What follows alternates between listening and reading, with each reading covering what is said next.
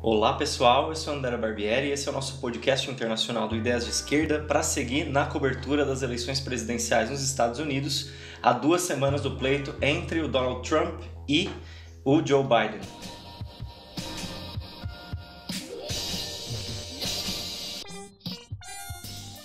E nesse programa eu estou com uma presença muito especial aqui com a gente, a Tatiana Cosarelli, companheira que é membro editorial do Left Voice, a nossa organização irmã lá nos Estados Unidos, podendo ver em primeira mão e atuar dentro desse terreno difícil, né, que se apresentou durante todo o ano de 2020, com a pandemia, com as mobilizações históricas do Black Lives Matter e agora nessa conjuntura eleitoral, numa disputa bem acirrada entre republicanos e democratas. E aí, Tati, como é que você tá? Tudo bem? E aí, tudo bem? Obrigada por o convite.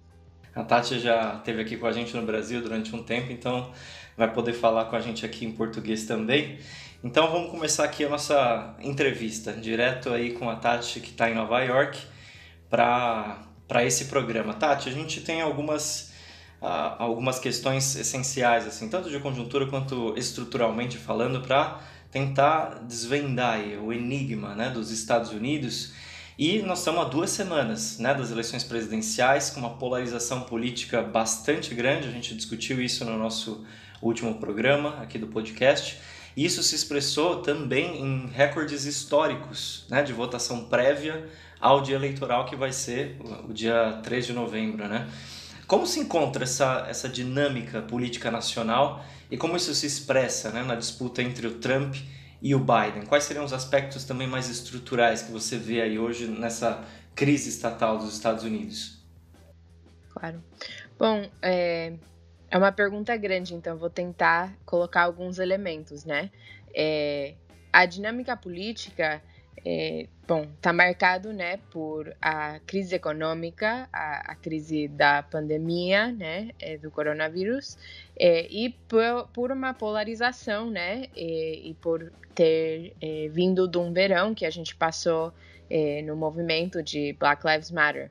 E esses são os elementos assim mais centrais que a gente tá vendo agora no momento. A pandemia é, obviamente, muito importante. Os Estados Unidos têm mais de 200 mil mortos. Os Estados Unidos só tem 4% da população mundial, mas 21% das mortes. E que é, assim, um número muito alto, especialmente dado que os Estados Unidos é o principal imperialismo do mundo, o país mais rico do mundo, e mesmo assim tem tantos mortos por, né, viver num país que não tem saúde pública e que a resposta que deu a pandemia por o governo do Trump foi, levou essas 200 mil mortes como, a meio guerra cultural que o Trump está fazendo com o coronavírus, falando que a pandemia já acabou, que é igual uma gripe, isso não está ajudando as chances eleitorais do Trump, porque a verdade é que, sim, assim, os Estados Unidos respondeu de forma especialmente horrível à pandemia. E, por outro lado, no âmbito econômico, onde o Trump tinha mais fortaleza antes do coronavírus, porque tinha antes, né, da pandemia e da crise, os Estados Unidos tinham um índice mais baixo, né, de desemprego, tinha uma economia que parecia estar crescendo, não muito, mas crescendo, mas obviamente isso já não existe, né? A gente está numa recessão, parece que os Estados Unidos saiu já do território mais depressivo, mas tem que ver como vai com a pandemia, mas está numa recessão que não acho que vai sair muito rápido. Assim, a crise econômica vai continuar. Assim, já tem muitos setores que estão perdendo o emprego, aerolíneas, setores públicos, muitos pequenos negócios que fecharam, né? Que é outra, crise estrutural que o próximo presidente vai ter que abordar, né? E aí, bom, mas no âmbito internacional, os Estados Unidos têm, bom, é um país imperialista, claramente, mas um país imperialista em decadência. Isso não quer dizer que os Estados Unidos não seja perigoso, inclusive talvez seja mais perigoso nesse marco, mas no âmbito internacional, os Estados Unidos vende muitas tensões com a China, né? Com guerra comercial e com o Trump e o Biden falando muito de precisar fazer os Estados Unidos mais competitivo com a China, né? Os dois com um discurso eleitoral muito anti-China. E, obviamente, a China parece estar numa posição de se recuperar mais rápido da crise econômica, da pandemia, que faz os Estados Unidos estar até pior no âmbito internacional. E, bom, nesse marco, tem a polarização, né? Black Lives Matter e também uma direita que se está fortalecendo com o governo Trump, mas isso a gente pode conversar um pouco mais disso depois. Mas nesse marco, assim, o preferido para ganhar é o Joe Biden, do Partido Democrata. É o favorecido pela burguesia, né? É o preferido da burguesia e também por, os votos populares.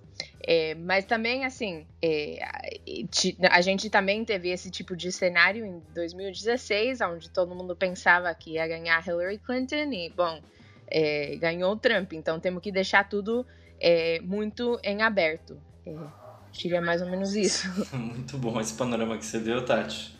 Especialmente para a gente entender como essas eleições norte-americanas se dão num momento muito distante daquela velha ordem relativamente harmônica, né, do neoliberalismo. Agora, de fato, a gente está vendo crises de autoridade estatal no mundo inteiro e nos Estados Unidos não é diferente. E pegando isso que você falou, você mencionou, né, essa dinâmica eleitoral hoje é mais favorável ao Joe Biden, né, por todas as crises que o Trump veio passando nos últimos 4 anos, né, mas especialmente agora em 2020. Isso está se expressando naquilo que vários meios de imprensa internacionais dizem que é a dinâmica dos chamados swing states, né, nos Estados Unidos, que são aqueles estados que variam o voto entre republicanos e democratas e que podem decidir aí as eleições. Algumas enquetes que eu cheguei a ver, o Biden ele aparece à frente naqueles estados do chamado cinturão industrial, né, do meio oeste norte-americano, como a Pensilvânia, o estado de Michigan, Wisconsin, todos os estados que o Trump tinha vencido em 2016 e que agora já não está migrando tanto assim para o Partido Republicano. O Trump está com algumas possibilidades em Ohio, em Iowa, que são 2 estados que também são parte, né, desse cinturão industrial, mas a situação está bem mais difícil agora para ele. Como é que a gente podia decifrar essa mudança, né, no voto desses setores que moram, especialmente os setores da classe trabalhadora que fazem parte desses estados? Bom, esses estados são tradicionalmente estados democratas, né? O que foi diferente foi que nas últimas eleições votaram pelo Trump, todos eles, né?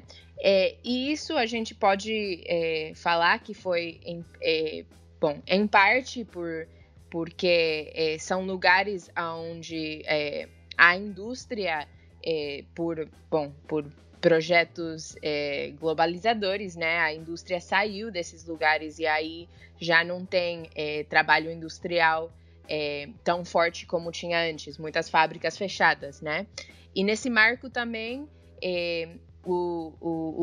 as fábricas que tem se fazem mais precarizadas. Esses foram estados onde tinha uma base do Partido Democrata sindicalizado, que votavam no Partido Democrata. Já tem menos sindicalização e menos fábricas. E nesse marco, em 2016, Trump colocava que ia voltar as fábricas para os Estados Unidos.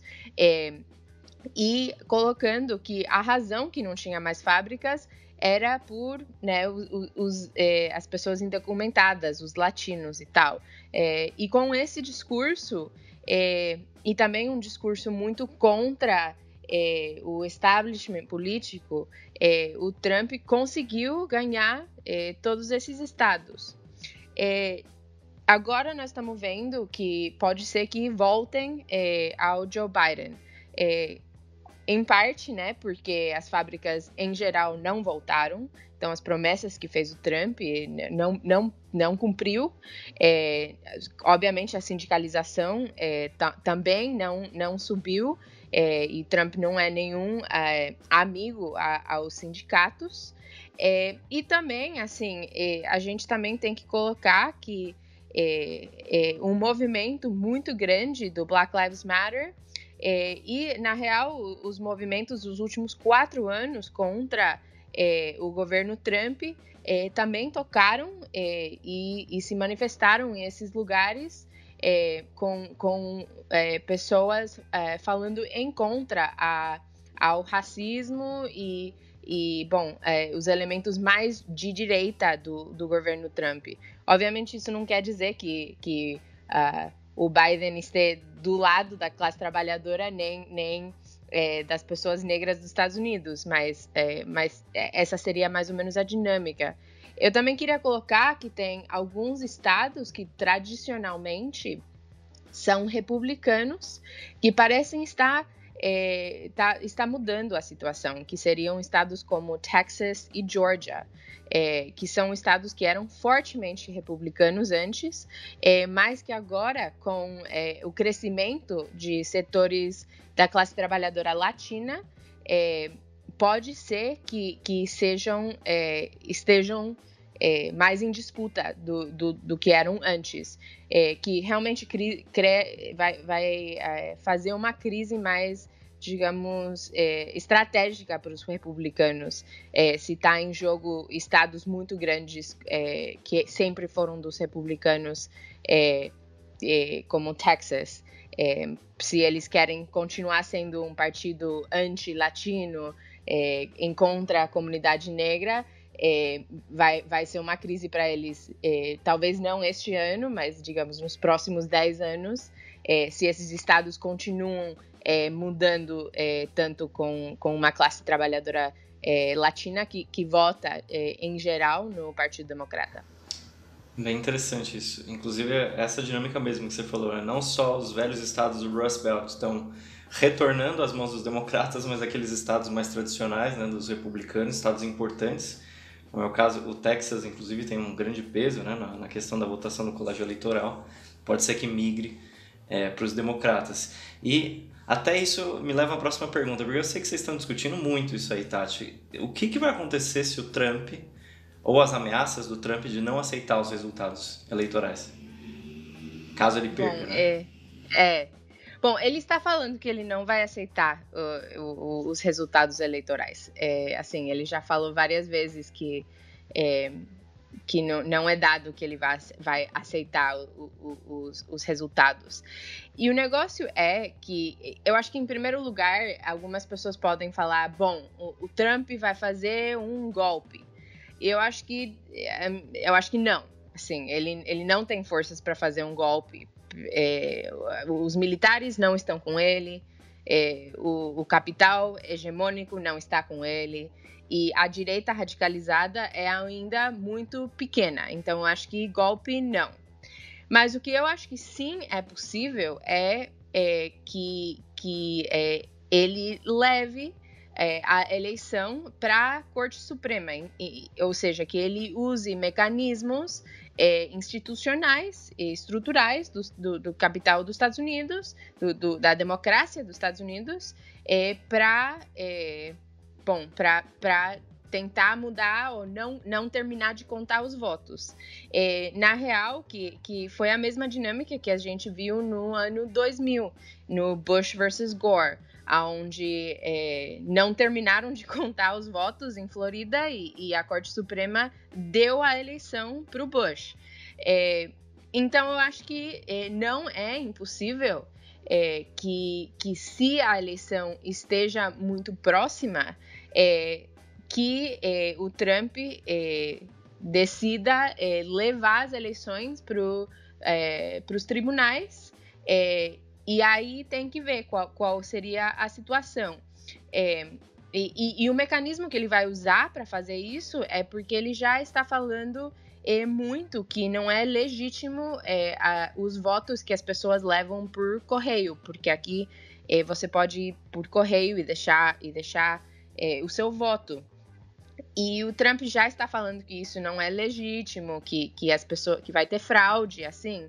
E nesse marco ele vai, pode ser que ele use isso como uma abertura para ir para os tribunais e até para a Corte Suprema. Na Corte Suprema tem uma maioria conservadora na Corte Suprema. Inclusive, os republicanos vão colocar agora, provavelmente amanhã, um dia depois, uma nova pessoa na Corte Suprema, muito de direita. Então, nesse marco, não seria impossível que o Trump use mecanismos institucionais, como a Corte Suprema, para tentar ficar como presidente. Mas isso eu acho que, como eu falei, eu acho que não é impossível, mas também, hoje por hoje, Biden está ganhando bastante, então também não está dado que o Trump faça isso. Mas eu acho que o importante é que não seria algo totalmente novo. Em 2000, as eleições foram decididas pela Corte Suprema. Então, realmente, são as regras da democracia não muito democrática dos Estados Unidos que leva a essa possibilidade. Então, acho que é muito importante denunciar os elementos totalmente antidemocráticos do sistema eleitoral. Eu ia entrar justamente aí, Tati, porque você está mencionando muitas vezes a Suprema Corte. Aqui no Brasil a gente está acostumado, né, com o autoritarismo judiciário. Sempre que chega as eleições eles vestem a camisa e começam a decidir em quem você pode votar e em quem você não pode. E aí, como você explicou bem, as eleições desse ano podem ser decididas pela Suprema Corte, ou seja, por 9 ministros que não foram eleitos por ninguém e que vão substituir o voto de milhões de pessoas. E é chocante, vamos discutir um pouco o mito da democracia norte-americana. É chocante o quão antidemocrático é o processo eleitoral nos Estados Unidos. De fato, não está inscrita na Constituição norte-americana o direito ao voto, né? São várias questões que, uma vez a gente examina a fundo, você vê que não tem nada de democrático, porque tudo é decidido por colégio eleitoral. Fala um pouco sobre isso pra gente, porque é difícil aqui no Brasil a gente ter uma ideia de como é antidemocrático essa forma eleitoral nos Estados Unidos. Bom, sim, para começar, não tem democracia direta aqui. Tem o colégio eleitoral, né, que basicamente é que cada estado tem um certo número de votos e o ganhador, quem ganha o estado, pode ser que você ganhe o estado por muito poucos votos, mas todos os votos do estado vão para a mesma pessoa. E nesse marco é possível um candidato a presidente ganhar o voto popular, mas não ganhar a eleição. E isso é totalmente legal. Inclusive, isso aconteceu no ano 2000 e no ano 2016, onde o presidente, a outra pessoa que estava concorrendo ganhou o voto popular, mas não ganhou a presidência. Então, eu diria que isso é um elemento, obviamente, muito antidemocrático. Também, como você estava colocando, o fato que em 2000 a eleição foi decidida pela Corte Suprema, que foi decidida por 9 pessoas que não foram eleitas por voto popular, não, que foram e que estão aí por vida. Que quando um presidente coloca uma pessoa aí, estão aí por vida, também é um elemento bom, obviamente muito antidemocrático. Mas tem um montão de outras vias que é antidemocrático os Estados Unidos. Por exemplo, aqui, o dia de votar, você ainda tem que ir trabalhar. Então, e não é um dia de folga. Então, para a classe trabalhadora é muito difícil ir votar. Inclusive porque, especialmente em comunidades da classe trabalhadora, muitos bairros latinos e da comunidade negra, você pode chegar a esperar 10 horas numa fila para poder votar. E se você está trabalhando, isso é, impossível que você consiga votar. E aí tem, uma série de outras questões mais estruturais. Por exemplo, as pessoas que estão na cadeia não podem votar. E em muitos estados, até depois que você sai da cadeia, você não pode votar. Então, isso, por exemplo, tem... E quando você pensa que nos Estados Unidos o sistema da cadeia é muito, muito grande, a gente está falando de milhões de pessoas que não têm o direito democrático de votar. Isso especialmente tem um efeito na comunidade negra, onde sabemos, né, que a polícia prende muito a comunidade negra, que o sistema de prisões nos Estados Unidos é o sistema carcerário mais grande do mundo e que toda essa população não pode votar. Então, várias pessoas falam que uma forma diferente do mesmo sistema de Jim Crow que existiu no Sul antes do movimento de direitos civis, para não deixar a comunidade negra e grande parte da comunidade negra poder votar nas eleições. Isso é só alguns dos elementos antidemocráticos. Só o começo, né? Exatamente. Voltando então agora para o tema da disputa em si, do Joe Biden contra o Trump, e como isso aparece, né, na polarização política e social nos Estados Unidos.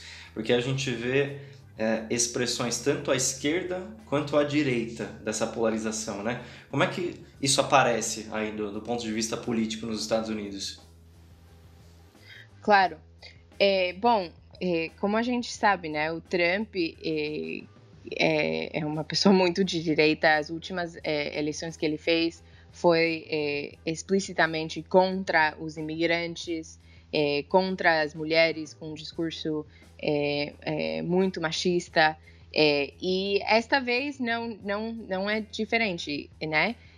O Trump está fazendo umas eleições concorrendo basicamente em contra do movimento de Black Lives Matter, falando contra o movimento conhecido como Antifa, antifascistas, falando que os antifascistas são terroristas, falando que todas as mobilizações eram muito violentas, falando em contra o socialismo, falando que o Joe Biden é um socialista, que é é uma grande piada isso, né?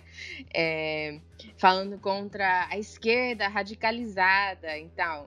Então esse é o tipo de eleição que o discurso que o Trump está usando. E nesse marco, assim, especialmente nesses 4 anos, uma direita de ultradireita existe, não é muito grande, mas é apoiada pelo presidente e por a polícia, e durante o movimento de Black Lives Matter, esse setor muito de direita, alguns, por exemplo, vinham para mobilizações armadas, e alguns chegaram a dezenas de vezes atropelar manifestantes, setores de ultradireita, e também nos últimos meses uma pessoa de ultradireita atirou e matou manifestantes de Black Lives Matter. E o Trump é apoiado por esses setores, inclusive no último debate, basicamente não falou em contra de esses setores de ultradireita. Então, mas o importante saber é que esses setores não são muito grandes, mas sim tem o apoio do presidente, né? Por outro lado, quando pensamos a polarização, teve o movimento mais grande da história dos Estados Unidos, que foi esta onda do Black Lives Matter. E o Joe Biden e o Partido Democrata tá fazendo duas coisas um pouco distintas sobre o Black Lives Matter. Por um lado, eles querem usar a energia do movimento para que as pessoas votem nele, né? Nesse marco, ele escolheu a Kamala Harris, que é uma mulher negra, como a vice-presidenta para ele, para tentar colocar que ele e o Partido Democrata estão ao lado da comunidade negra e que são uma representação política do Black Lives Matter. Mas, por outro lado, ele também não quer se colocar muito próximo ao movimento. Ele, como o Trump, estão falando muito a favor da polícia. Inclusive, por exemplo, uma demanda do movimento do Black Lives Matter era para tirar dinheiro da polícia, dar menos dinheiro para a polícia. E o Joe Biden coloca, não, que ele quer dar mais dinheiro que o Trump, que ele está mais com a polícia que o Trump. O Joe Biden também fala contra as mobilizações e também contra o socialismo. Então, nesse marco, assim, o Joe Biden definitivamente está concorrendo como o mal menor.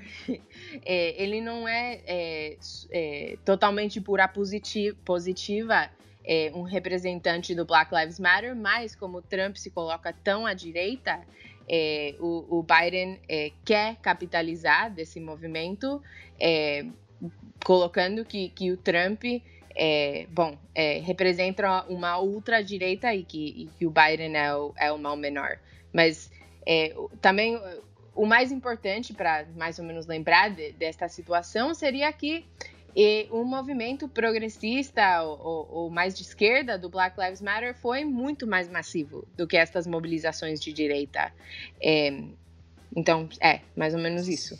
Sim, e como você estava falando, o Joe Biden vem sendo pintado, né, como o mal menor para derrotar o Trump. E a gente sabe que ele é a verdadeira aposta do capital imperialista norte-americano para relegitimar essas instituições oficiais, né, do regime bipartidário, essas que o Trump vem usando para poder aplicar os seus ataques mais reacionários. Aqui no Brasil a gente tem inclusive correntes da esquerda, né, como o MES, uma corrente interna do PSOL, que está chamando voto no Joe Biden, no Partido Imperialista, né, no Partido Democrata.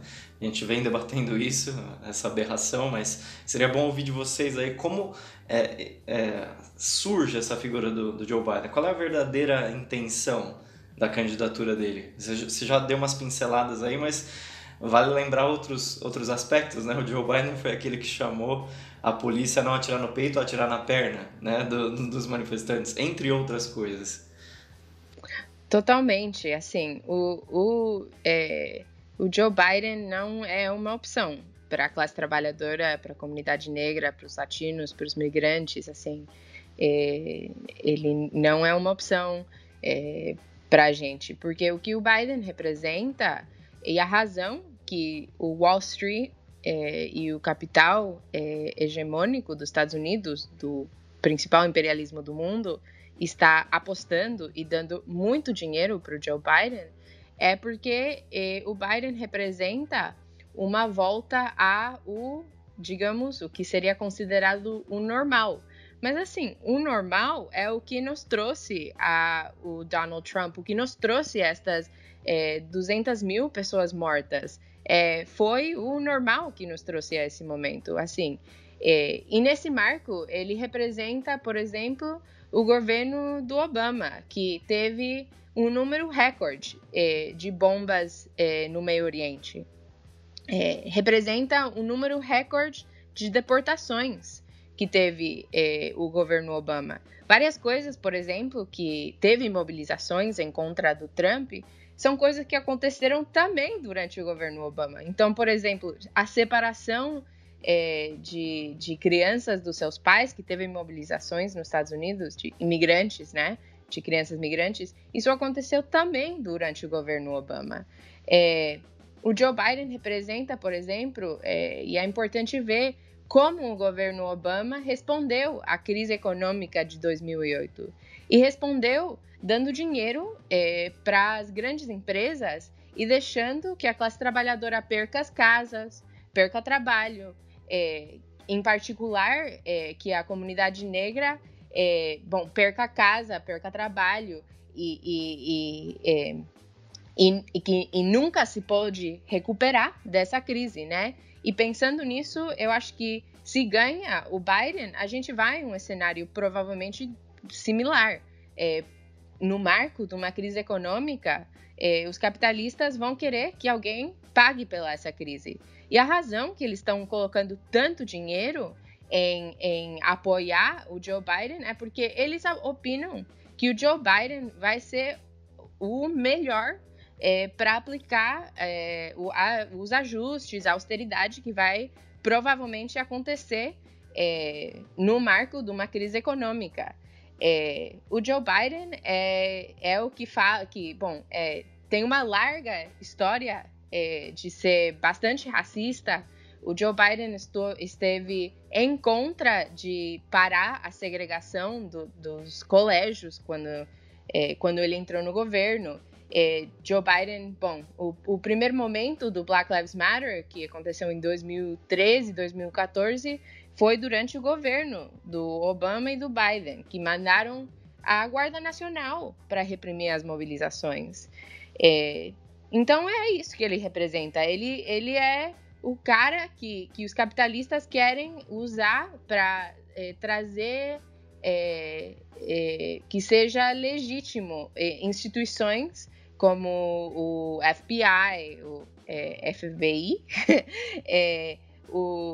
a presidência, que o imperialismo dos Estados Unidos seja respeitado no âmbito internacional, o imperialismo que mata pessoas no âmbito internacional. Assim, eles querem trazer que seja legítimo o presidente dos Estados Unidos e também essas instituições. E, na real, são o FBI, a Corte Suprema, todos esses mecanismos que hoje em dia as pessoas estão falando que talvez não são muito boas, assim, muitos setores da população estão questionando essas coisas.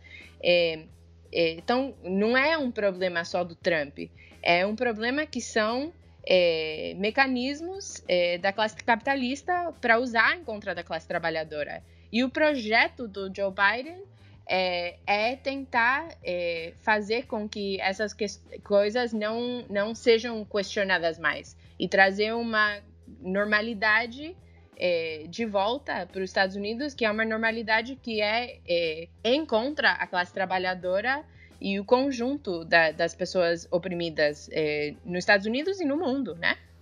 Exatamente. Você pegou bem esse panorama para mostrar que o Biden não é nenhuma alternativa, né? O Trump não é nenhum tipo de mal menor, como querem fazer parecer alguns setores aí da esquerda. Para ir chegando aqui no finalzinho da nossa entrevista, como eu disse no início, a Tati é membro, né, do Left Voice, a nossa organização irmã lá nos Estados Unidos. E os companheiros vêm batalhando justamente por essa política anti-imperialista de independência de classe para preparar os combates que vão vir, quer numa administração Trump, quer numa administração Biden, né? A gente tem até um diálogo específico com os Democratas Socialistas da América, né? O DSA, que é a principal organização socialista aí nos Estados Unidos, que tinha depositado suas esperanças no Bernie Sanders, depois a gente viu todo o fracasso do sanderismo, né? Eu ia perguntar para você, Tati, como é que vem sendo essas discussões nossas para ir conquistar esse espaço de uma esquerda independente nos Estados Unidos? Sim, tem várias discussões aí. Para falar concretamente, a posição do DSA hoje não é apoiar como organização o Joe Biden. Porque votaram isso numa convenção faz um ano. Mas, ao mesmo tempo, tem um setor da direção que escreveu uma carta colocando que as pessoas, sem falar exatamente, mas falando que deveriam votar em contra do Trump. Então, todo mundo já sabe o que quer dizer isso, né? que eu acho, um absurdo para uma organização que se considera socialista, anti-imperialista, votar no cara que é o preferido do Wall Street. Assim, eu acho que é um absurdo. Mas eu acho que tem vários problemas anteriores, né? No marco que o DCA nunca se colocou como uma alternativa eleitoral ao partido capitalista imperialista, que é o Partido Democrata. E nesse marco passou, um ano anterior basicamente trabalhando para o Partido Democrata, fazendo que seus 70 mil militantes, ou pedindo que os seus 70 mil militantes façam campanha para o Sanders, registrando pessoas como para fazer parte do Partido Democrata.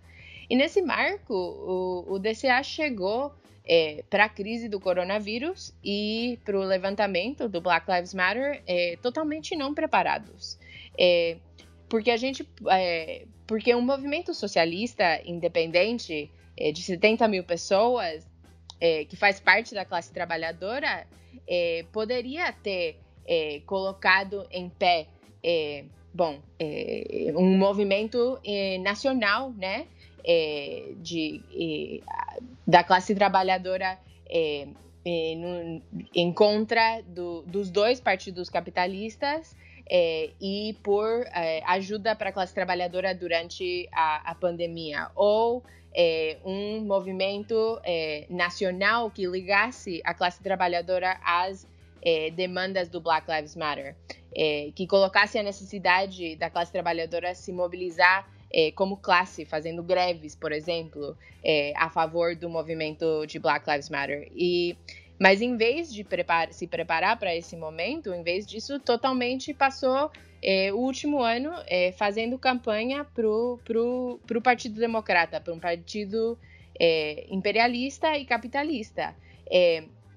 Então, eu acho que a grande crítica que a gente faz é que um grupo socialista tem que se diferenciar sempre do Partido Democrata, que a gente tem que ser realmente socialista anti-imperialista, e isso quer dizer não votar, não fazer campanha e estar totalmente em contra a Joe Biden, mas também ao Sanders, que também faz parte a esse mesmo partido, que está totalmente em contra aos interesses da classe trabalhadora e das pessoas negras e latinas nos Estados Unidos e no mundo inteiro. Exatamente. De fato já se mostrou fracassada essa estratégia, né, de construir uma organização socialista por dentro do Partido Democrata. A grande discussão é justamente como se separar de uma vez desse partido imperialista para construir uma esquerda revolucionária de novo nos Estados Unidos, que tem tamanha tradição do movimento operário, inclusive do trotskismo, né? Tati, foi muito bom, te agradeço muito aqui pela entrevista, acho que ajuda o público brasileiro que ouve a gente aqui a ter uma ideia mais clara sobre o que está acontecendo aí mesmo nos Estados Unidos, qual é a sensação das pessoas. Se você quiser fazer algumas considerações finais, manda bala para a gente ir fechando aqui o nosso programa.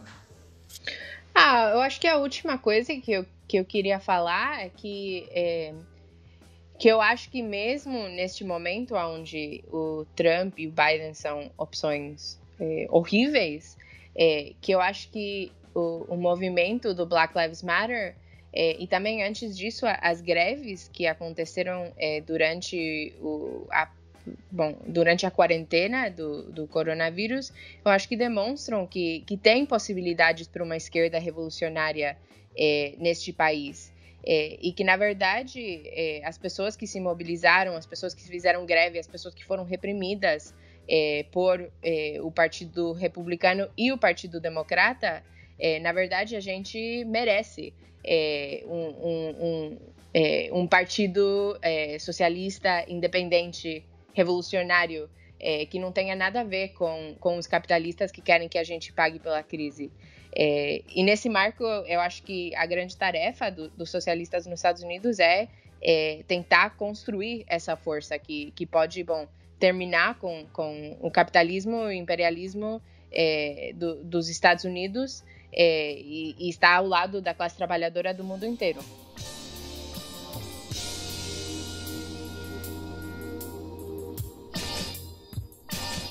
Assino embaixo dessas palavras da Tati. E a gente vai com isso fechando o nosso programa. Nós vamos ter mais podcasts sobre a situação nos Estados Unidos, claro, especialmente depois dos resultados eleitorais do dia 3. A Tati com certeza vai estar aqui com a gente também para explicar como é que vão ser esse pós-eleição, né, nos Estados Unidos. A gente fica por aqui, chamo todo mundo a compartilhar, difundir o nosso programa e até mais, pessoal!